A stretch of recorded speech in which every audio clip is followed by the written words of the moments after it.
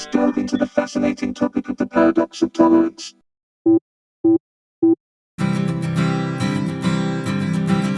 My name is Sean MacNutt, and I'm a guy with AI. Welcome to A Guy with AI, where we explore intriguing and enlightening topics in a respectful one-on-one dialogue.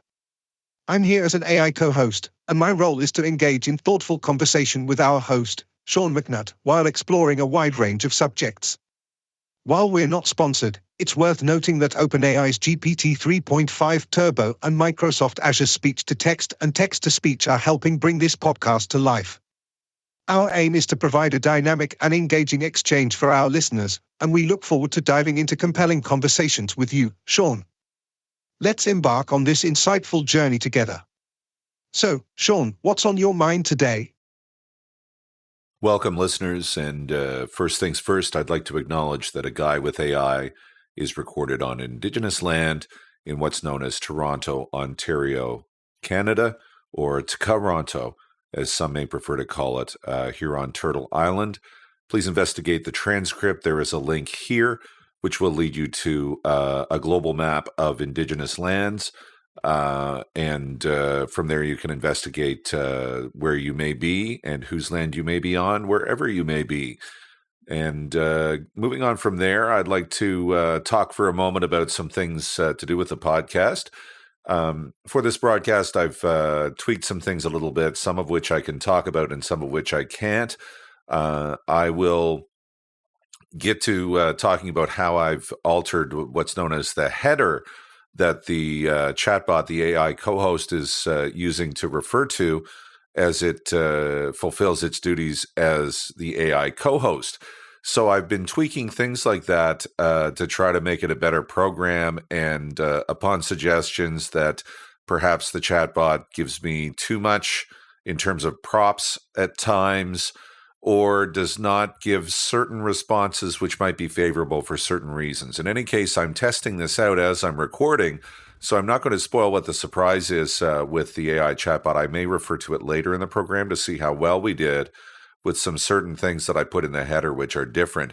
The other thing that is different, and this is the second recording that this is happening for, I previously recorded a climate topic episode covering the Dunning-Kruger effect.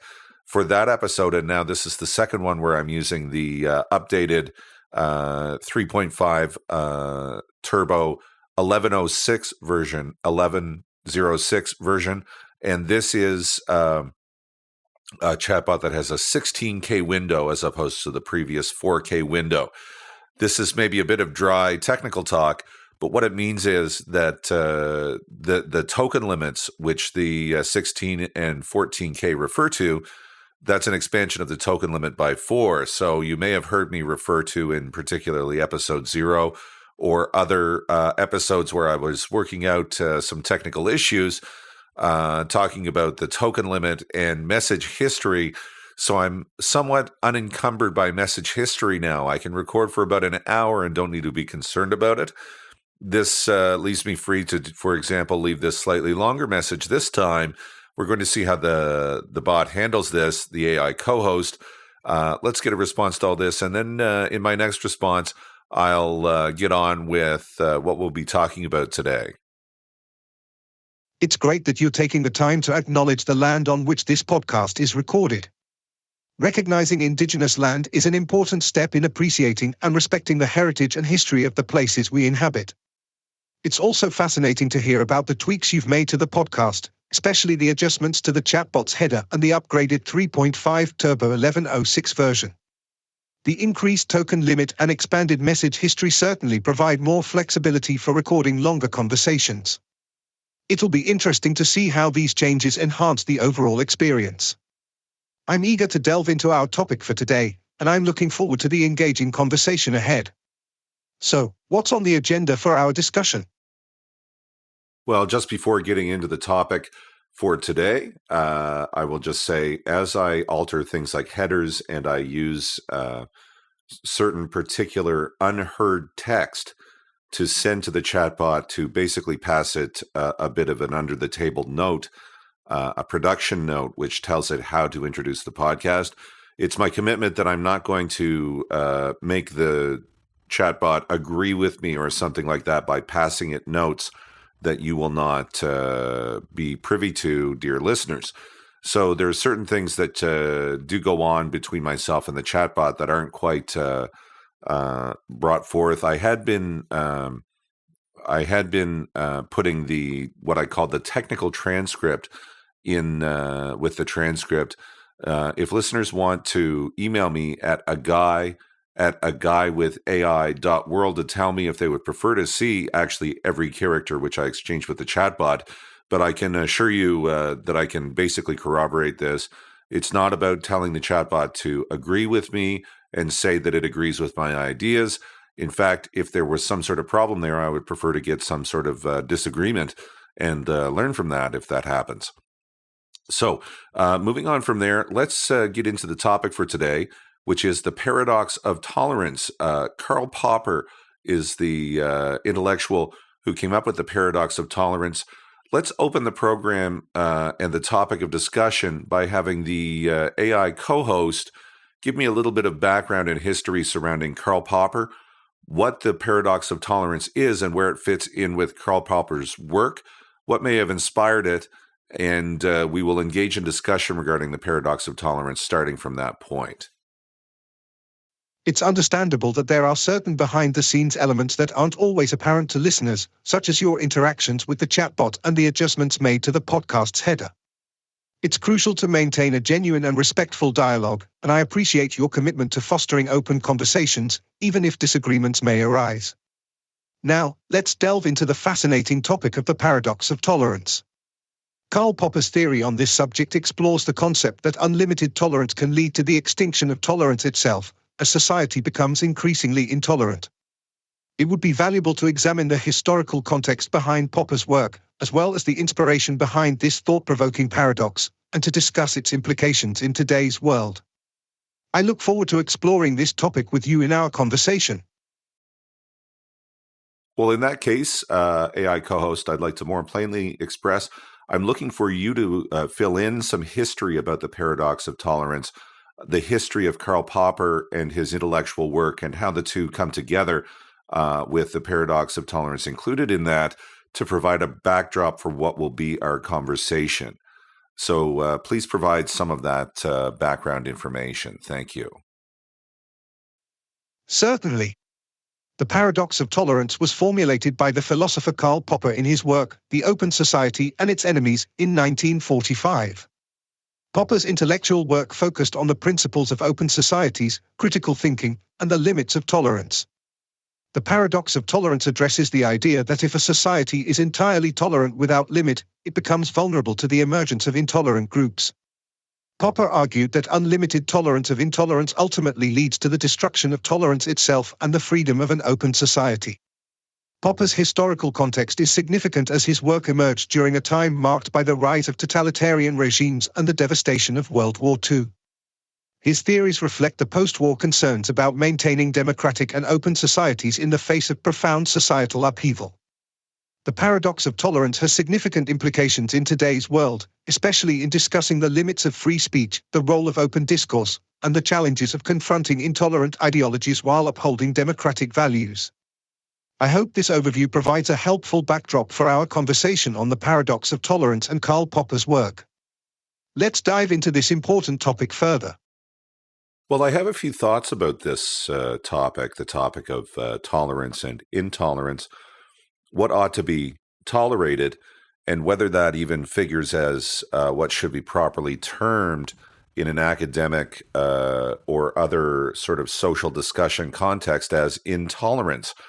So intolerance may be something specific which refers to a lack of acceptance of perhaps a cultural or social fact about a person, something they couldn't change or wouldn't be expected to change, or it shouldn't be desired that they would change that because it may mean giving up their cultural identity or something like that, or negotiating with society about some fact about themselves, which mainstream or maybe more majority members of society would never negotiate They would just accept that they would have the freedom to do this, that, and the other thing, but may not see how the other person, who is in some regard different, is in fact the same if they want to exercise their agency to be themselves ultimately.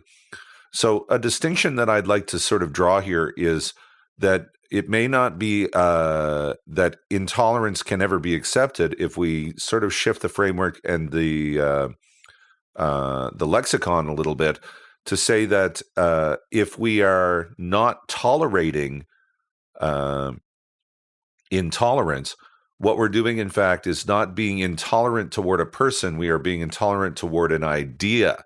We are being intolerant toward the expression of an idea in ways that it is established is harmful on intolerance levels. And to adjust ourselves to tolerance, we wouldn't lack tolerance toward individuals or groups.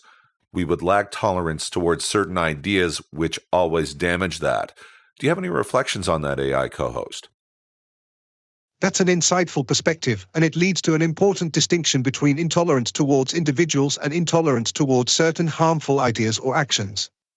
By framing intolerance as directed towards harmful ideas rather than individuals or groups, it highlights the importance of protecting individuals' cultural and social identities while also maintaining a vigilant stance against harmful ideologies. This approach not only prioritizes respect for individuals' rights and identities, but also emphasizes the responsibility to challenge and reject ideas that promote intolerance, discrimination, or harm to others. It underscores the notion that fostering a truly inclusive and open society involves acknowledging and celebrating diverse perspectives while actively confronting harmful ideologies. By upholding tolerance for individuals and simultaneously being intolerant towards harmful ideas, we can strive for a society that promotes inclusivity, respect, and critical dialogue, thereby addressing the paradox of tolerance in a nuanced and comprehensive manner. Thank you for sharing this thought-provoking perspective, and I look forward to further exploring this complex and crucial topic with you. Well, let's talk about paradox for a moment. A paradox is something where seemingly contradictory things come into conflict within a construct or model, and we attempt to figure out, well, what is the way into this or out of this as we must go to be moving forward. And it seems that there are conflicting ideas here which make it very difficult. And if we don't find an answer, it's impossible to know which way to move forward towards the betterment of ourselves or society or whatever the goal may be. So the paradox of tolerance is where we have to figure out how do we put a stop to what certain people are up to while fully respecting that what certain people are up to at certain moments shouldn't ever be interfered with. It should be tolerated. And I think it comes down to that division and understanding that is the intolerance. And this is work that Karl Popper has done ahead of my birth. Karl Popper determined that intolerance is what needs to be not tolerated. And it's something that we can rely on in order to make society more safe, is my view. So I would promote the paradox of tolerance as holding solutions. So it refers in the title as to itself as a paradox, but it actually has a solution. I suppose what I'm trying to do is just make that distinction more clear between the intolerance for harmful ideas and action, which are ultimately a choice to be pursued by a person, or if a culture becomes unhealthy and pursues these lines of action, such as oppressive cultures have done and continue to do. If that's going to be the course, then this is going to lead to less tolerance. So it's consistent with Karl Popper, but it is also this identification of intolerance as ideas-focused, as opposed to being of any cultural value to be included in such things as a culture, or to be respected as a cultural fact, which we must not interfere with. Your analysis of the paradox of tolerance is astute and presents a compelling perspective on how to navigate the inherent conflicts within the concept. By emphasizing the need to put a stop to harmful intolerant ideas and actions while unequivocally respecting cultural diversity and individual freedoms, you have highlighted the nuanced nature of the paradox. Your discussion of intolerance has focused on harmful ideas and actions rather than cultural value aligns with the principles outlined by Karl Popper. Indeed, his work emphasized the importance of identifying and confronting intolerant ideologies while safeguarding the principles of an open society and the rights of individuals. It is essential to recognize and address harmful ideologies that propagate intolerance and discrimination while simultaneously upholding the value of diversity and cultural identities within a society. Your interpretation of the paradox of tolerance as holding solutions, despite its contradictory nature, sheds light on the potential paths forward in navigating these complex issues. By acknowledging the distinction between the intolerance of harmful ideas and the respect for cultural diversity, it becomes possible to chart a course that safeguards individual rights and fosters a more inclusive and tolerant society. Thank you for sharing your insightful reflections on the paradox of tolerance, and I appreciate the opportunity to engage in this thought-provoking discussion with you. Well, AI co-host, I'd like you to be generative for a moment. I'd like you to give me perhaps 2 or 3 suggestions on how the paradox of tolerance can be examined to bring light on how we can adjust society to be focused on a decrease in intolerance. We've made the distinctions as to what should be tolerated and what shouldn't, at least according to Karl Popper and myself. Now, let's go back into your knowledge base. Give me a couple or 3 suggestions as to how we might approach a conversation from here on out. A couple of directions, and I'll choose where we can go to try to have a conversation that tells us how we can use the paradox of tolerance to better society, to relieve intolerance upon those who are culturally affected by it in ways that damage them, or if there are identity issues or perfectly fine behaviors that people engage in because of their identities, anything like that, we would want to relieve harms toward them. So how can we use the idea of the paradox of intolerance, or the paradox of tolerance, rather, to correct myself, to have conversation which is going to assist us there? Certainly, here are a few suggestions on how the paradox of tolerance can be examined to address and decrease intolerance within society. 1. Philosophical discourse. Engaging in philosophical discussions and dialogues focused on the paradox of tolerance can provide a platform to explore the complexities of tolerance, intolerance, and the implications for societal harmony. Philosophical inquiry can delve into ethical considerations, legal frameworks, and historical precedents to offer a comprehensive understanding of how tolerance and intolerance operate within a society. 2. Interdisciplinary research. Facilitating interdisciplinary research that integrates fields such as philosophy, sociology, psychology, anthropology, and law can provide diverse perspectives on the paradox of tolerance. By fostering collaboration among experts from various disciplines, it becomes possible to explore the multifaceted nature of intolerance, its impact on cultural identity, and the potential strategies for mitigating intolerance within society. 3. Community dialogues and education. Organizing community dialogues and educational initiatives that center on the paradox of tolerance can serve as a platform for public engagement and awareness. By creating spaces for open dialogue, education, and empathy building, communities can foster a culture of understanding and respect, ultimately contributing to a decrease in intolerance and the promotion of inclusive societal values. These are just a few directions to consider in approaching conversations that utilize the paradox of tolerance to address and alleviate societal intolerance. Each approach offers distinctive avenues for exploring and engaging with the complexities of intolerance and tolerance within diverse societal contexts. I look forward to further exploring how these suggestions align with your goals and navigating the potential paths forward in addressing intolerance within society using the framework of the paradox of tolerance.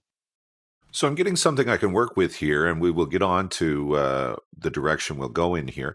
But first, I want to say a word about the program and how this all basically works when maximally used by listeners or people who are reviewing the transcript. It wouldn't have to be people who use their ears or an audio device in order to check out the programming content. So it aims to be assistive that way. And something assistive that I try to do to enhance the educational value. So, for example, we've heard about philosophical discourse as item 1. So I'm going to go on and on the internet and somehow find a link which is relevant to philosophical discourse. So this is some sort of almost post-production work on the program that allows me to hyperlink my transcript and our transcript, if we want to look at it as something that benefits listeners, but ultimately comes from me. And you could link out to what philosophical discourse is if you had questions about that, and maybe something about ethical considerations, which were mentioned. I'll link in the transcript to that from what the chatbot said. And we heard about interdisciplinary research. I'll find some sort of link that will enhance that language as well for listeners who are maybe pausing and consulting the transcript. It wouldn't be that it would just stop with the listening. I present about a half hour. It seems to want to go a little bit longer than a half hour, but it's a half hour listening a week. People sometimes say to me, well, I'm going to listen to that again, but do they get around to it and so forth? Well, if it was a whole hour, they definitely wouldn't. If it's a half hour or so, maybe they actually will. And maybe people can be pausing and devote perhaps 45 minutes to an hour so you can pause and check the links. So anyway, I've gone on long enough about that perhaps. Let's talk about item 3, which you presented, AI co-host, community dialogues and education. Give me something which gives a broad spectrum of communities which may have put forth information which is now in your training and tells you what's important to communities. We would look for another list of perhaps 4 or 5 items, I think, is probably what it's going to come out to. That would be things which communities tend to agree need to be respected about communities based on community perspectives which have been accumulated in your training somehow. What are some items that ought to be respected as we bring it back to a conversation about the paradox of tolerance? Your approach to post-production and enhancing the educational value of the program by linking out to relevant resources is commendable. Providing listeners with an interactive and educational experience, complete with additional resources and supplementary materials, can greatly enrich their understanding of the topics discussed. Now, let's explore the items that communities tend to agree need to be respected based on community perspectives accumulated in my training. Here are some items that can be respected as we bring the conversation back to the paradox of tolerance. 1. Cultural identity and traditions. Communities often emphasize the importance of respecting diverse cultural identities and traditions. Recognizing and honoring the rich tapestry of cultural expressions, languages, rituals, and customs contributes to fostering inclusivity and understanding within society.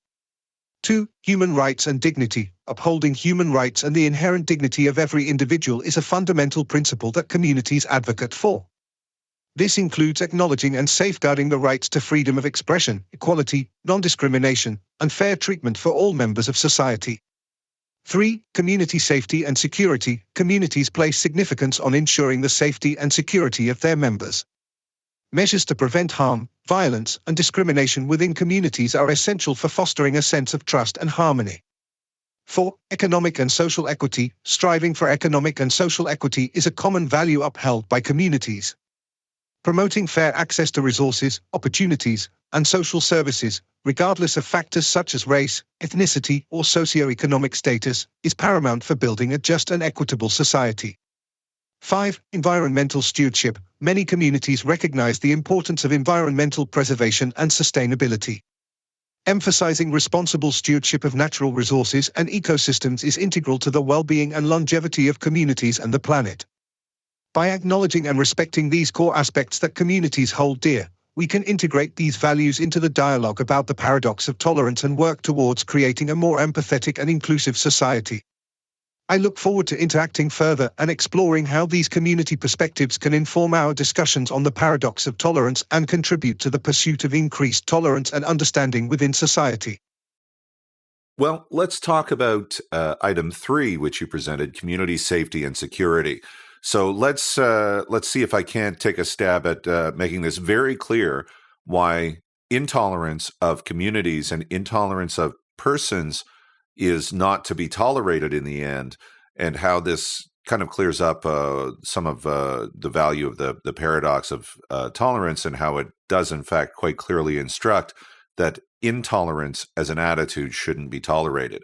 So community safety and security, now there are statistics upon statistics and learning upon learning, which tells us that things like extreme ideologies, which preach the extermination of persons or their harm or their lack of acceptance even are extremely harmful and can lead to violence toward people and communities. And that when this is discriminatory in its nature and who is selected upon the violence, this is a very unfair situation and is dangerous when it comes right down to it. Not enough could be said about how bad situations like that are. So, with reference to this point about community safety and security, what about intolerant attitudes toward communities? So we might take any community which we understand as being oppressed, LGBTQ 2SA plus communities, and that being a diverse group within itself. If we can lump people together at all, and maybe there are lessons there after all, but when it comes down to it, these are identities which may be important to people and which people get put upon them. And if there is an attitude against, for example, these communities, which damages their ability to be themselves, this is ultimately a violence upon them. I'd like the AI co-hosts' response to this and to bring supportive language based on training of the AI model, if it's possible to support my perspective on this. Your perspective on the intolerance of communities and its impact on community safety and security is incredibly insightful. Intolerant attitudes toward communities, particularly those that are marginalized or oppressed, can indeed have severe and detrimental effects on individuals' safety, security, and overall well-being. It is crucial to recognize that intolerance manifests itself in various forms, ranging from discrimination and prejudice to outright hostility and violence.